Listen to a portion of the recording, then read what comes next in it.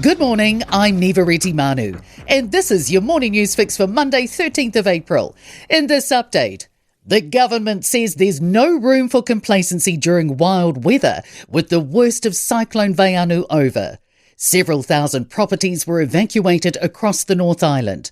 Parts of Bay of Plenty and other East Coast communities, including Whakatane and Gisborne, are still dealing with flooding, fallen trees and road closures.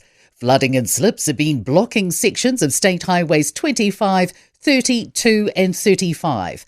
Officials say it's important to take every step during severe weather events to keep people and properties safe.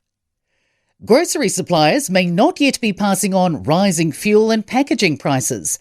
New data from Infometrics and Foodstuffs shows grocery supplier cost inflation fell from 2.3% in February to just 2.1% in March. Stats NZ will reveal how that's translated to checkout prices on Friday. Infometrics principal economist Brad Olson says suppliers appear to have been absorbing their increased costs for now, and he says businesses are often trying to figure the amount of cost to absorb in a rapidly changing situation. Concerns chronic staff shortages are putting vulnerable patients at risk. The Nurses Organisation says Health New Zealand's use of healthcare assistants to monitor multiple high-risk patients, known as cohort patient watchers, is unsafe. Assistant Al Deitchen says having to keep an eye on numerous people at the same time is placing people at risk. Health New Zealand says it's continuing to roll out intensive violence reduction training to security and clinical staff and expects it to improve safety. Housing costs are forcing tough trade-offs for many New Zealanders.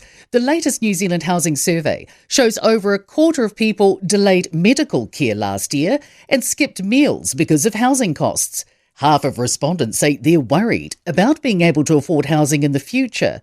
The Urban Advisory's Natalie Allen says they were surprised just how grim the results were, and the situation doesn't appear to be improving.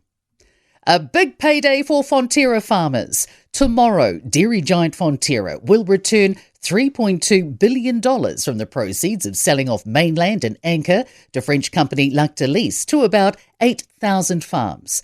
Analysis by ASB economists shows that the average payout per farm will be about $392,000.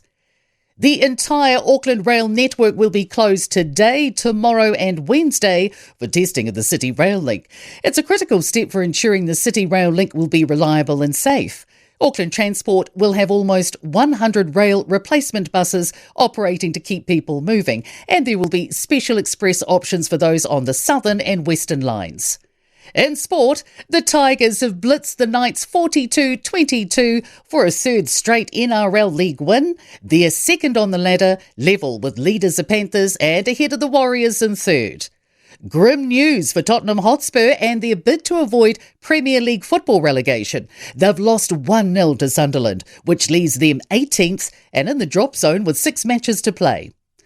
Carlos Ulberg remains uncertain on the damage to his knee after his first-round knockout win over Jiri Prochazka to claim the UFC light heavyweight title. I'm Neva Manu, and that's your latest news fix. We'll be back with the next update at midday from the Newstalk ZB newsroom.